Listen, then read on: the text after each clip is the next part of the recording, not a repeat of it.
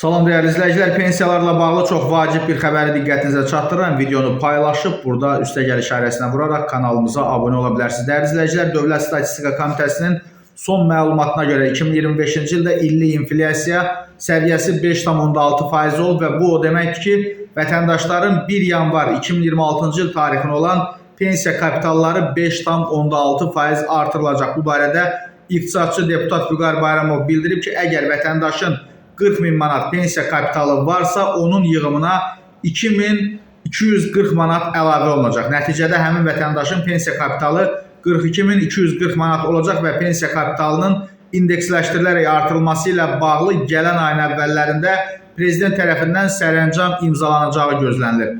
Bununla da istehlak qiymətləri indeksinin illik səviyyəsinə uyğun olaraq sığorta olunanların fərdi şəxsi hesabının sığorta hissəsində 2026-cı ilin yanvarı 1-nə qədər qeydə alınmış pensiya kapitalı məbləğlərinin indeksləşdirilməsi həyata keçiriləcək və həmçinin məqsəd həmin vəsaitlərə qiymət artımlarının təsirlərini minimumlaşdırmaqdır və pensiya kapitalının indeksləşdirilməsi ilə pensiyaların indeksləşdirilərək artırılması eyni anlama gəlməməlidir.